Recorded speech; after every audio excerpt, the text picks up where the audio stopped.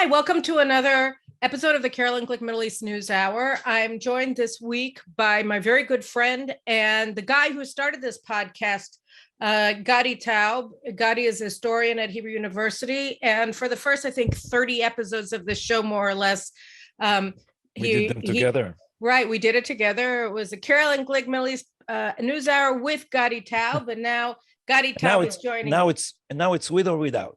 Now it's with or without Gadi Taub. So this week, thankfully, it's with, much to my delight, and I hope your erudition, because Gadi is one of the smarter people that I know. One of the smartest people that I know. And, wow, it's worth coming on your show, Carolyn. I'll take this compliment with me all day. Well, we don't do this enough, so I have to flatter you to make sure you come back.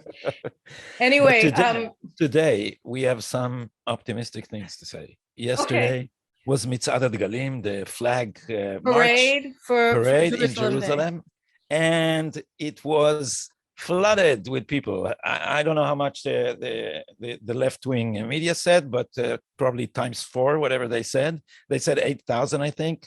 It was probably 30,000. And everyone predicted that it would be doom. I remember getting an SMS from you telling, are they going to say World War III is going to start after the flag parade? And none of that happened, as opposed to last year when we tried to walk on our tiptoes and all we got was rockets and violence from Arabs in Jerusalem.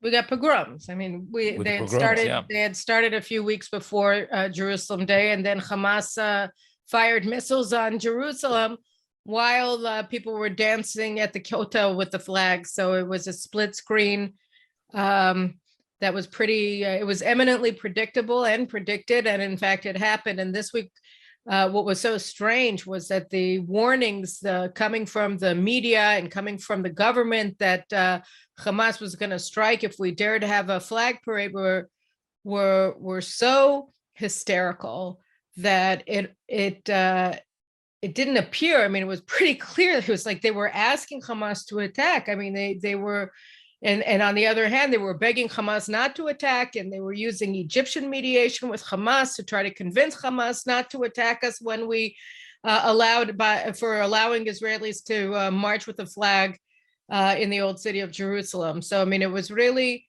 the warnings that preceded the parade were so dark and cataclysmic that it was hard to avoid the conclusion that they were asking for it. It was very strange. But I think this is yet one more demonstration that the logic of appeasement just doesn't work. It's if you're dealing with bullies, then you have to take a strong stance and you have to walk erect and carry your flag proudly and unapologetically, because otherwise it's not that they kept saying it's a provocation.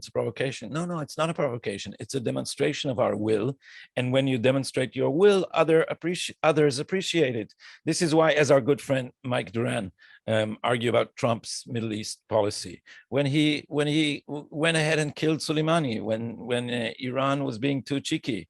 And that works because they understand it, because states who are warmongers and bullies, the language they understand is power. And if you try the language of flattery instead, then they understand you're weak and they step all over you. It's that simple.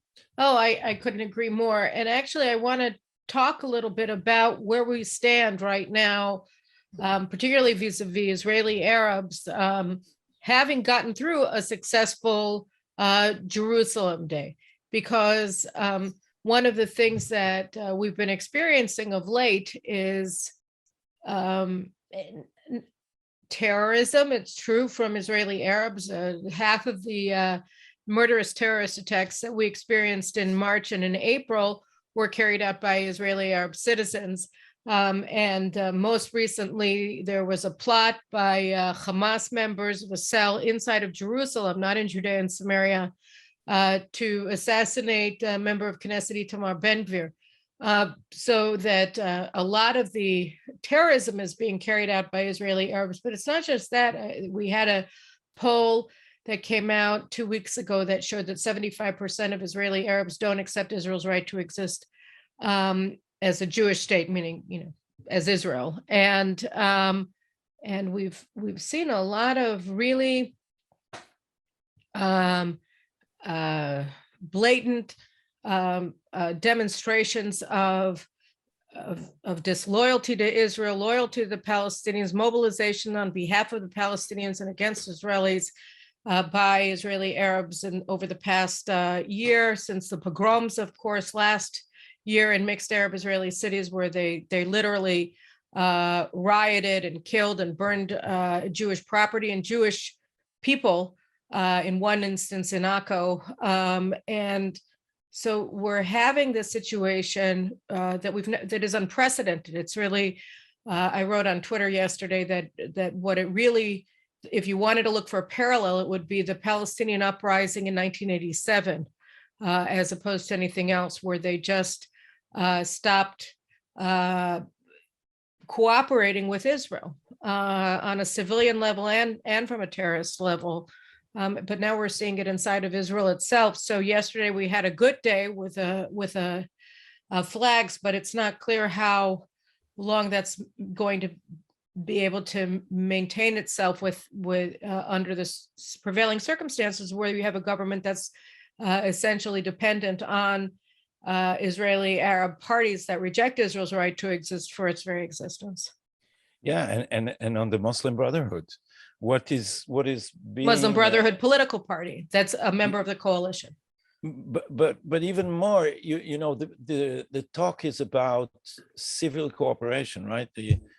Those who are protecting or defending this post-Zionist coalition are saying, look, it's a good sign. We are now the Ram party, the party of the Islamic movement, is going to put on hold all its political plans and just go for civil cooperation in economics, in the civil service, and whatnot. And what they're not taking into account is that everywhere the Muslim Brotherhood operates in the same way. So now they have flooded it with a 5-year plan and 53 billion shekels. It's an enormous sum, and this is all going to civil cooperation. So where is the civil cooperation going? It's going to finance mosques where young people would be radicalized. It's going to education, which is basically giving the Muslim Brotherhood educational autonomy to spread its propaganda and its long-term plans. And it's going into municipalities which are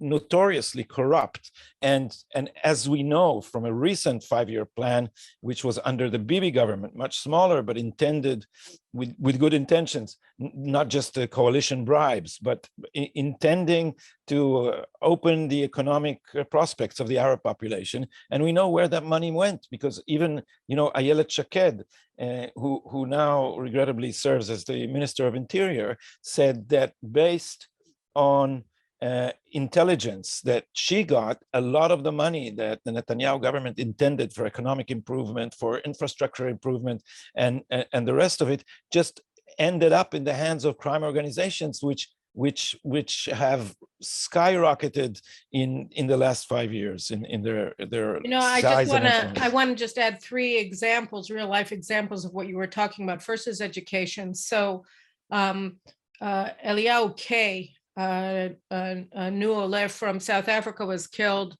earlier this year or late last year, I can't remember, in Jerusalem, and he was killed by a Jerusalem Arab resident who was a teacher, and he was in his late 40s. He was married, he had many children, and he was a school teacher in Tzur Bacher, a neighborhood in southern Jerusalem by Talpiot, not far from the American embassy. So that's one. Another thing is that the terrorists who carried out the attack in April in Hadera were from the very large Arab city in the Galilee, Al-Fahim. And after, and they were killed by border guard policemen who happened to be having dinner basically right next to the place he opened fire. So they were able to prevent a major massacre, and only 2 people were killed instead of dozens, because they were like the guy in Texas. I mean, in terms of the amount of firepower they had. And then the next day or 2 days later, the mayor's office, the city hall of El-Fahim put out a condolence announcement on its website, mourning the loss of the two terrorists.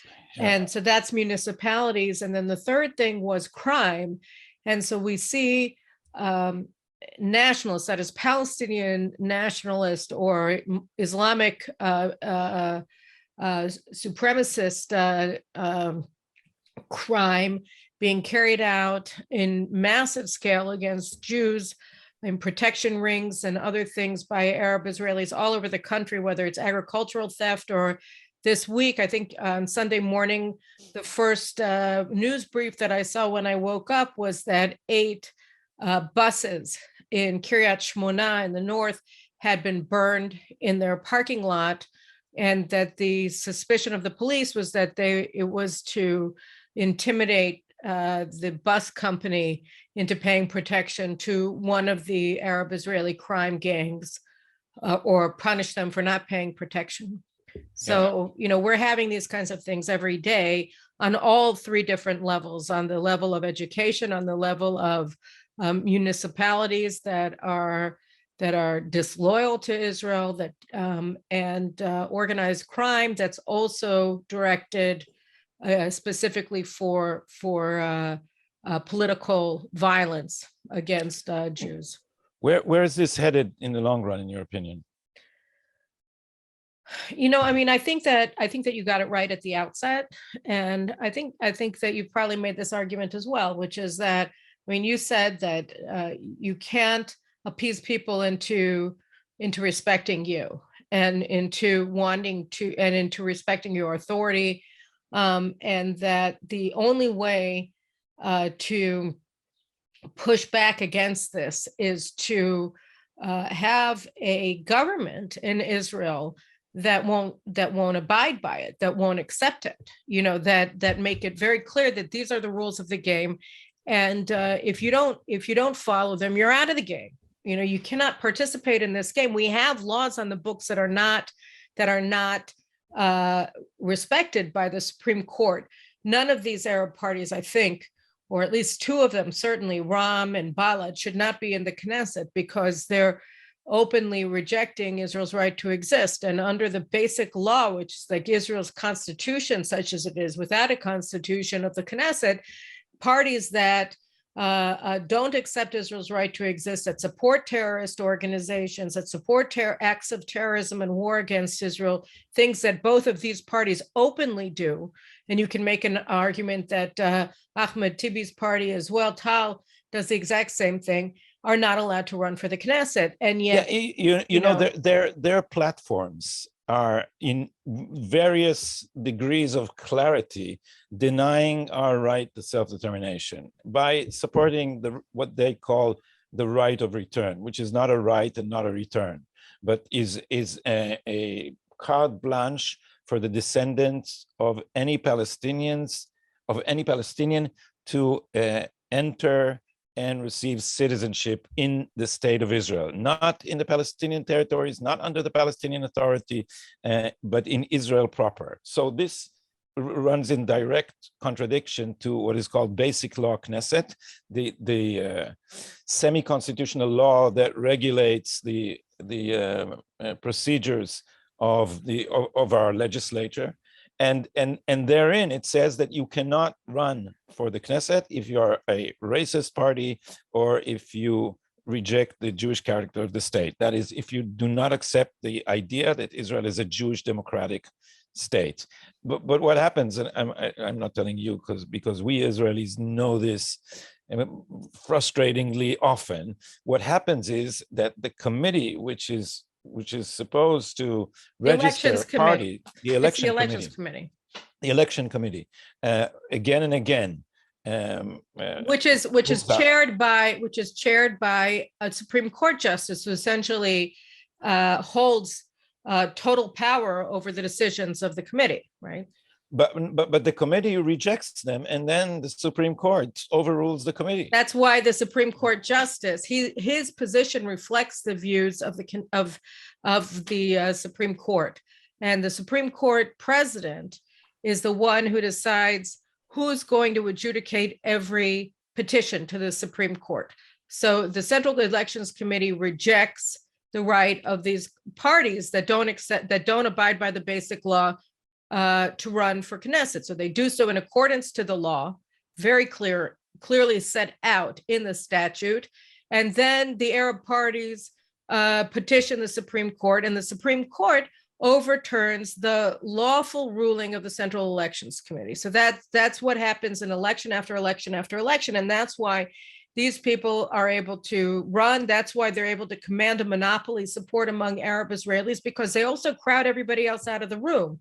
So, you know, if 75% of Arab Israelis reject Israel's right to exist under the current atmosphere, you could say it's pretty amazing the 25% said they accept it, because it's an atmosphere of total intimidation. We saw it in the Knesset this week or last week when Ida Suleiman, a member of Knesset, is she from Balad? I don't remember, from the Joint Arab List, which is a pro-terrorist, anti-Israel party that isn't officially a member of the coalition, but they essentially will not allow this government to fall because they don't want the right to return to power. At any rate, so she's sitting in the Education Committee of the Knesset, and this young man, Yosef Haddad, an Arab Israeli, came in, and he was giving testimony before the committee, such as it is, and she started shouting him down. And he's a Zionist, right? So right. I buried the least. So Yosef Haddad is a really great guy. I'm going to have him on this show as well. He's an Arab Christian Israeli, and he's extremely patriotic, and he's one of the 25% who not only supports but revels in Israel and in its Jewish statehood. And he goes around the world and he tells people he's an ambassador, you know, of Israel to the world. And so he came and he was speaking at the Education Committee, and she called him a collaborator and threw him out of the committee. And we can get into that, but the point is that she basically put a price on his head by calling him a collaborator, right? Because that in the Palestinian Authority, collaborators are subject immediately to extrajudicial execution, where they're thrown by the side of the road and then they can't get buried, and if they're Muslim, in Muslim cemeteries. And here you have a member of Knesset sitting in Knesset calling him a collaborator, which is essentially saying to people, you can kill him at will. And she's allowed to run for Knesset. And so, you know, this is the problem. And when she's allowed to run for the Knesset, you're not going to be able to get parties that are representing the interests of Arab Israelis that accept Israel's right to exist into the Knesset, because these people are goons and they're scary and they're mafias. And like you said, you know, they have an enormous amount of state resources that they abscond with to fund their nefarious operations, whether, you know, they're open or whether they're behind the scenes, against anybody who will stand up and say that they want to be Israelis and they want to live in this country. You know, I was speaking to a colleague of mine, a wonderful Arab journalist named Khaled Abu Tuam, and he said, you know, look, what do you want from the Arabs of Lod? What do you want from the Arabs of Akko?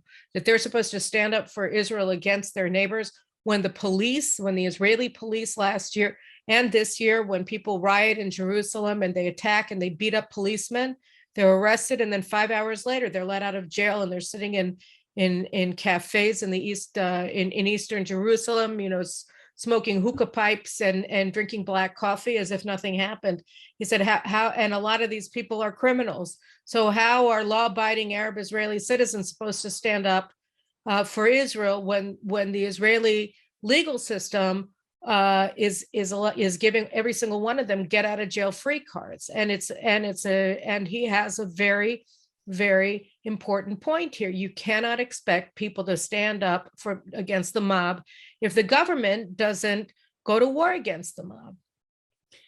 I have two comments on that. First, that I think this is going to boil over, because if you have riots and your reaction to riots is what you say it is, and the judicial system just lets them off the hook based on the progressive belief that if you're generous to criminal, they will reciprocate,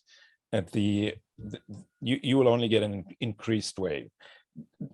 And the second point is that they have an enormous amount of weapons now, especially the Bedouin sector. I interviewed Meir Deutsch from the Regavim NGO, who wrote a book called Bedouistan, How Israel is Losing the Negev. And we're basically giving them, it's like a state within a state. They've got, the law doesn't apply there. And they steal weapons from Tzahal, and Tzahal soldiers are not allowed. But it's not just the IDF. I mean, you have to remember that at this point, the IDF, that what you're describing and what Meir is describing is a phenomenon that has been going on for years, but the army is actually better at protecting their armories today than they were in the past. The vast majority of weapons, unfortunately, now that are streaming in, to the extent they're streaming into the Israeli Muslim, is from Jordan. They're coming across the Jordanian border into the South, from the Jordan Valley into the South Hebron Hills, and then going across into the Negev. So that's the rat line now more than the army, but they do have an enormous quantity of weapons. Yes. And so where this is heading, in my opinion, is that the next round of pogroms is going to be armed. And therefore we will have something, God forbid, akin to a civil war within the Israeli population. Which is why I think that the aspect of the rebellion is so key here. I mean, we talked about it, and you guys can watch. I think it was like episode, 47 or something that I had with Gadi last time we were talking about Arab Israelis, and he showed Meir's book, which shows the whole Negev painted in green, because that's the Bedouin country essentially. And Israel, the government just approved, or the Knesset just approved 740 million shekels to be transferred to these local authorities, which essentially is giving them the means to become an autonomy. So this is all very upsetting. But I think, last year we had acts of it's insurrection, where you have, most of the truck drivers in Israel are Arab Israelis, and they were refusing to move military equipment, I think it was, from place to place during the last round of hostilities with Hamas, so that we have grown dependent on trusting of this integration of Arab Israelis into Israeli society. And when they turn their back on Israel, as happened with the Palestinians in 1987 in Judea and Samaria and Gaza with the uprising, we're finding ourselves in a real pickle. I mean, we need to be able to replace them, because we're going to be facing this war when the people who are waging it, whether it's doctors and truck drivers and electricians and I don't know what, are going to be on the other side. But it all goes back to their growing sense, and I think their estimation is regrettably accurate, that there is a lapse of will on our side to defend ourselves, to defend our national symbols, to what we call tzidkat haderech, the belief in the justice of our cause. In the justice of our cause, exactly. And when they sense this, they begin to nibble it first on the margins, and at one point they're going to try and strike at the center. I think we're strong enough to withstand that, but the price is going to be terrible.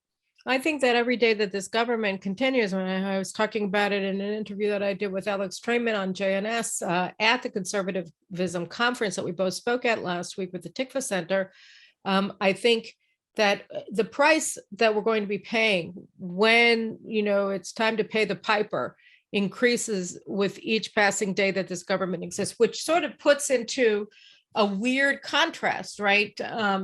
How successful yesterday was and the Jerusalem Day parade, that so many people were able to come and revel in the unification of the city on the one hand, whereas last year they couldn't. I mean, people forget, and and reasonably, because you can't remember these things, but the reason that there was no parade last year was because Benny Gantz, who was the vice prime minister, blocked it, and he wouldn't permit it. There was a huge standoff between Netanyahu and Gantz had veto power over everything under this absurd law that Netanyahu had to pass in order to bring him into the coalition, where he got to veto every decision that Netanyahu made. And so he said that there could not be a flag parade, and so there wasn't. And it did invite the aggression. I mean, we never had, last year when we had the Arab rebellions, people say, well, Netanyahu was in charge. Well, actually, nobody was in charge. We've never had a weaker government than we had in May 2021. It was the low point of Israeli governance in history. And so they saw an opportunity and they took it. And I think that goes back to your question and also your answer and my answer, which is that in order to be respected, you have to command respect, and to command respect, you need many things. But one of the things that you need is a government capable of doing the kinds of things that you need to do to command respect. The last government, the last waning days of Netanyahu in power before we got the current government, we didn't have such a government at all. And since he left power, and Naftali Bennett and Yair Lapid and Benny Gantz formed their government with the other breakaway right-wing parties, the right-wing defectors, the never Bibi right-wingers, dependent on the Muslim Brotherhood, we've had this weird situation where on the one hand, we don't have any missiles from Gaza, but we don't have any missiles from Gaza because we have Gaza's representative in Israeli politics, the Ram Muslim Brotherhood Party, that exercises veto control over every government action. Yeah. So still, Caroline, good news, the flag parade. It was a demonstration of the power, the health, the common sense of large swaths of Israeli society, and the attempts to portray it as proto-fascism and to take some, I don't know, marginal characters who shouted hateful slogans, and to make this connection, as the left always does, as if the flag and the most ugly expressions of fascism are one and the same, so that if you dare raise your own flag, you are at least a potential fascist. Oh, I agree. I mean, I was there yesterday as well. And one of the things that was so palpable everywhere was just how happy everybody is, and I mean that it wasn't, it was an incredibly happy day. People were happy to celebrate the unity of Jerusalem, happy to celebrate Jerusalem, happy to hold the flag. I mean, that's the other thing, is that there's so much to Israeli patriotism, Zionism is so deep. I mean, its roots are so enormous.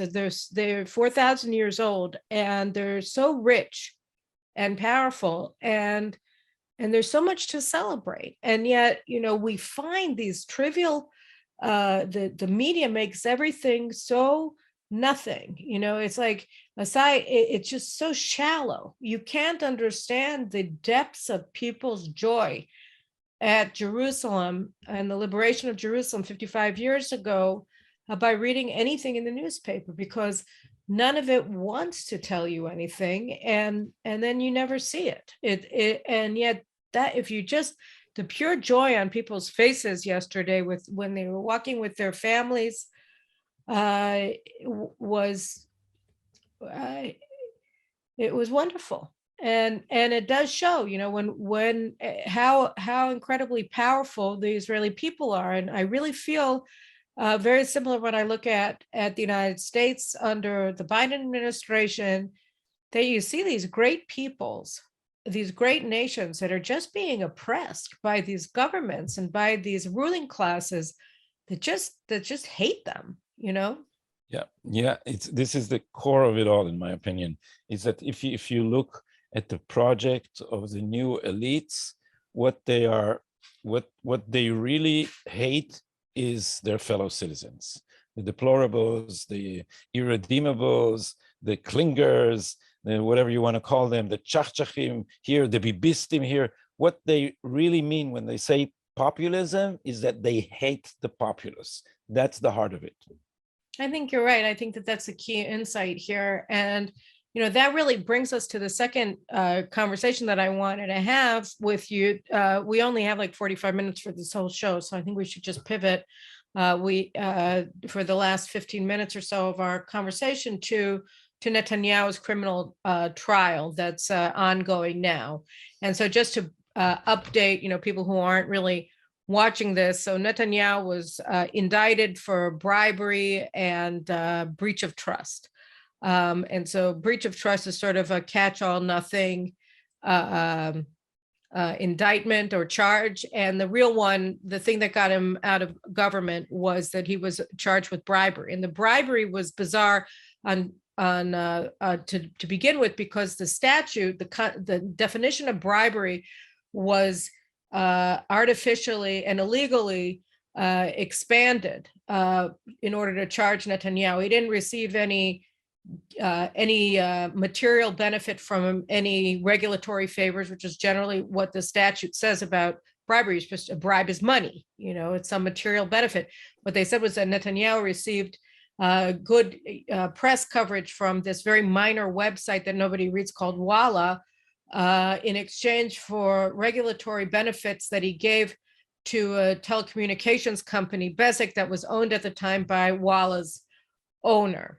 And the idea that the thing that a politician could get in the form of a bribe was positive coverage is insane, because essentially it criminalizes both journalism and politics, because every politician wants good coverage and journalists deal with politicians every day. So this was a novel, revolutionary concept that's totally insane by the Israel's prosecutions to redefine a statute without any legislative involvement for bribery, to say that it includes seeking or providing a politician with positive media coverage. And then that charge fell apart because it worked out that the website in question gave Netanyahu terrible coverage. He had almost uniformly horrible coverage, both of himself and of his wife and his kids, especially. And if you compare it to the coverage that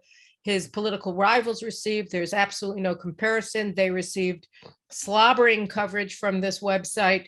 And he and his wife in particular were castigated as, you know, Louis XIV and Marie Antoinette and horrible people that should have their heads chopped off. So that was that. And so then they said, well, okay, he didn't receive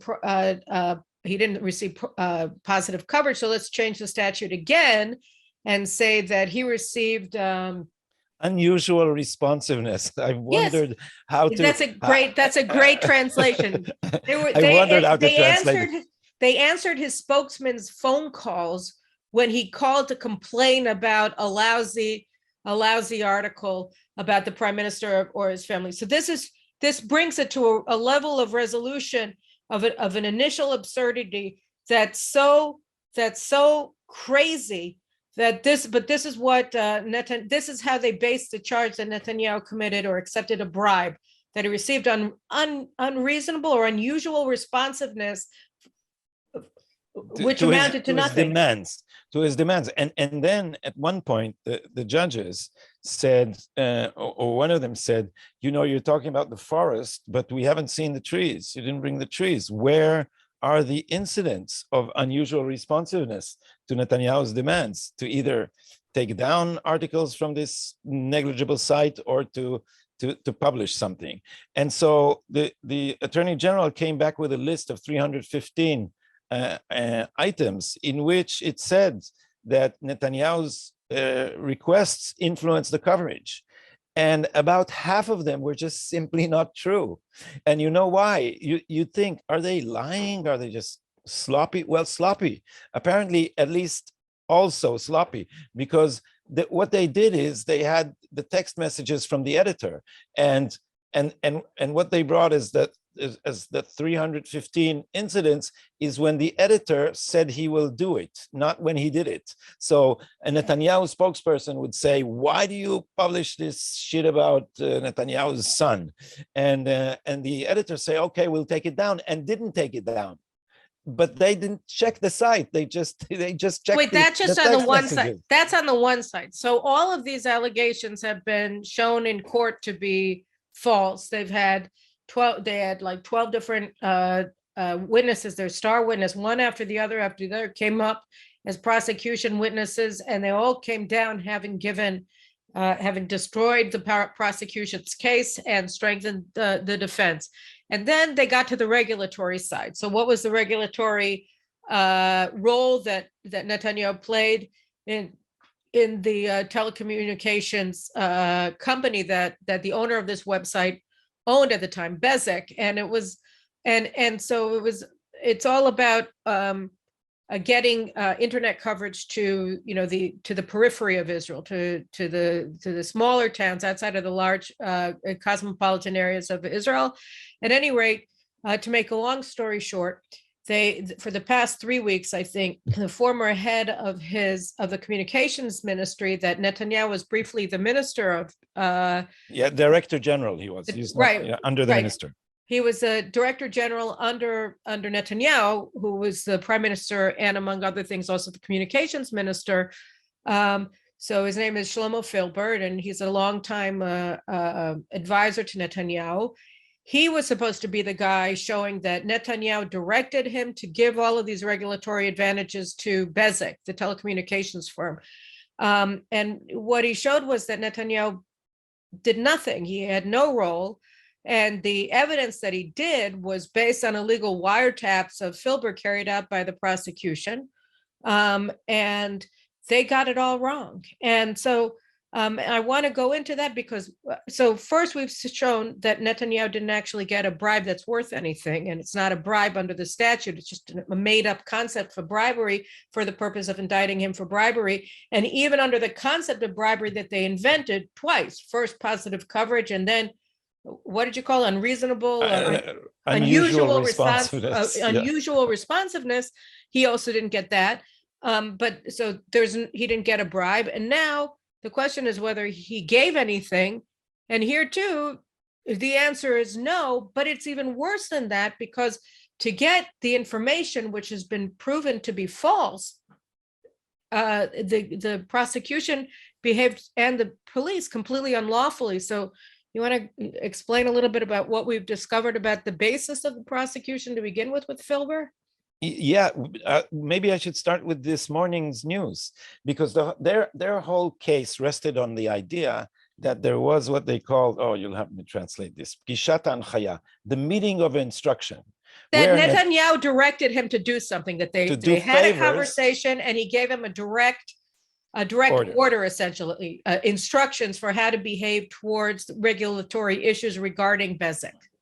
And this was expressed in a motion of the hand. Now they built a whole with a hand motion that he said, do this, do that, do this, whatever. Yeah, but the whole thing is completely invented. And I use the term invented. People I wrote this in Haaretz, and I'm getting attacked for it, but I stand behind it because it was invented.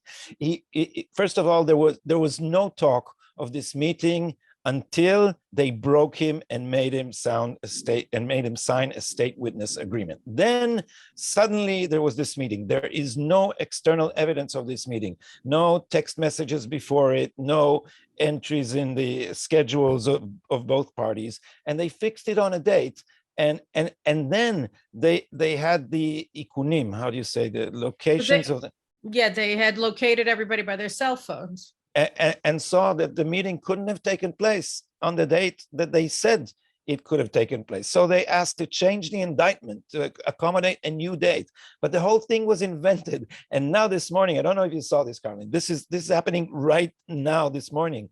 As we're taping this show. As we're taping this show, the trial goes on. And this morning, Netanyahu's defense team has shown that well, I have to say what the Attorney General said. The Attorney General said, well, the part when Filber originally testified to the existence of this instruction meeting, well, it's not recorded in our videos because, gosh darn, there was an electric shutdown.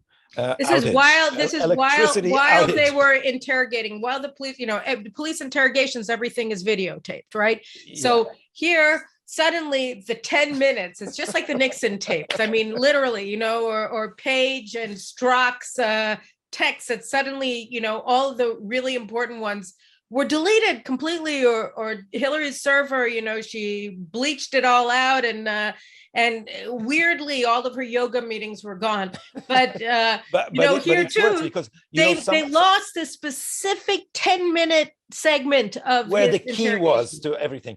And right. Now people who know the police said this is bullshit from the beginning, because they have backup generators. This is Lav 433. It's like the police elite. It's the FBI. Yeah. But this morning, Attorney Benzu from Netanyahu's legal team showed that other interrogations were going on at the same time, and lo and behold, there were no electricity outages on any other interrogation. So now it's we're saying Tikim Tfurim, that Netanyahu was framed, and every day comes another piece of news that the other side is cheating.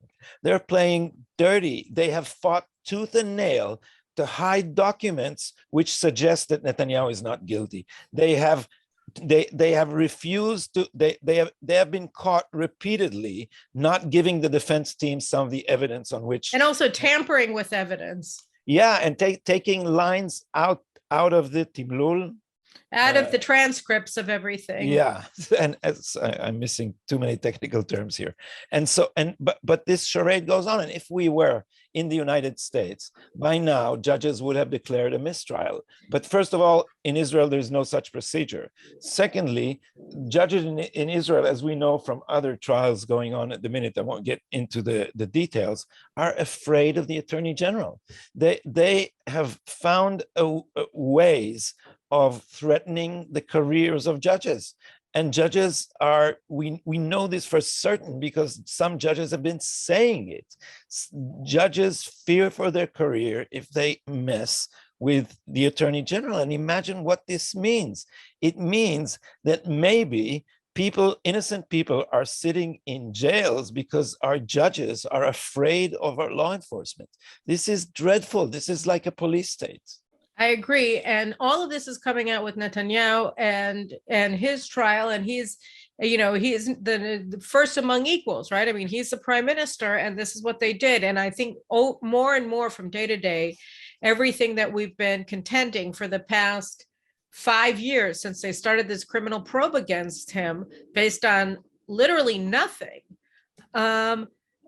is now coming out. And the question is whether it matters and what's going to happen and when are we going to have elections and are they going to be fixed or are they going to be fair, and how many of these irredentist anti-Israel parties are going to be coming in and how are the votes going to be counted and all the rest of it. But, in the United States, you're having this trial of this Hillary Clinton campaign attorney, Michael Sussman. And he's being tried for lying to the FBI, the same charge that Michael Flynn, Trump's first national security advisor, was charged with in the same court, not the same judge, but the same court.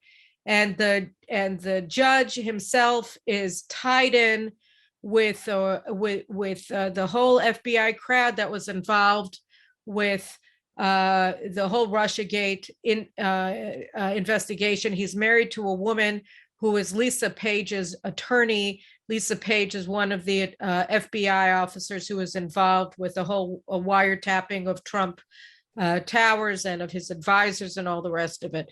And the selection of jurors was pretty amazing. And you look at the difference between the efforts being made, clear efforts, transparent efforts made by Sussman's trial judge to get him off, to exonerate him, to do everything possible to make jurors disregard smoking guns in the evidence that the prosecutors have presented, And on the other hand, even when the prosecutors wanted to drop the case against Michael Flynn, the judge wouldn't let them. And these things are unprecedented in the United States. They're unprecedented in Israel.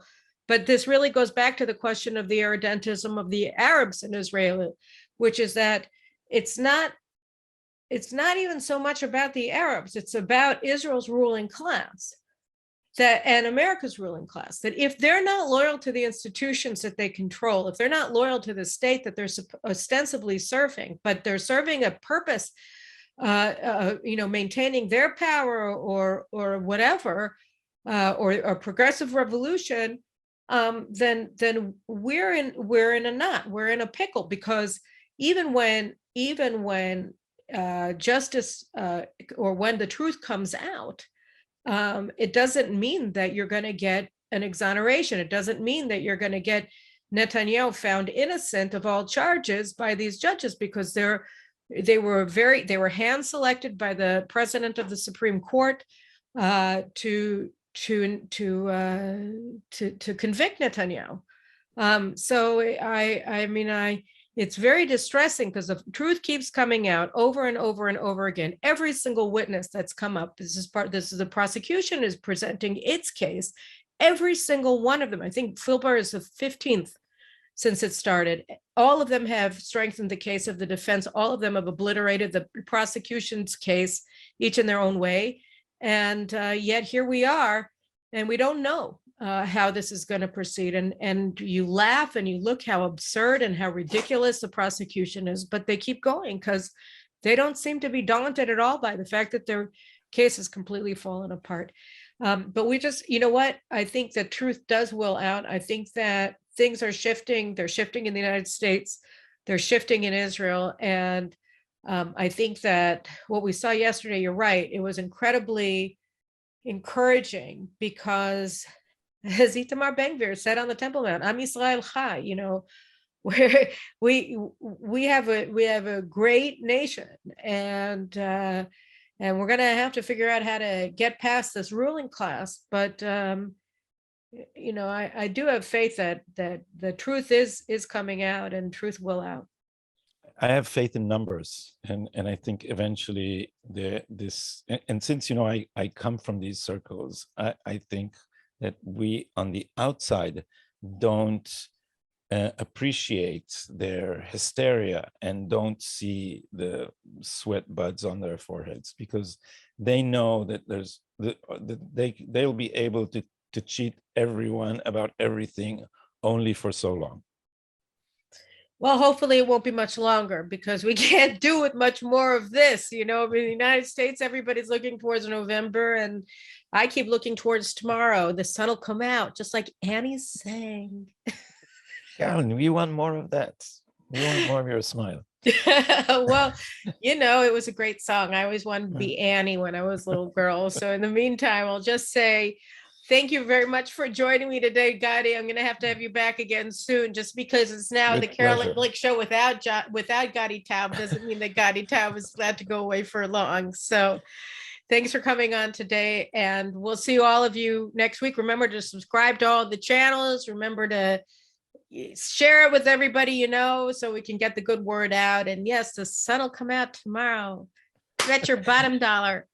Thanks. Thanks for having me, Caroline. Bye-bye. Right, take care. Bye-bye. All right.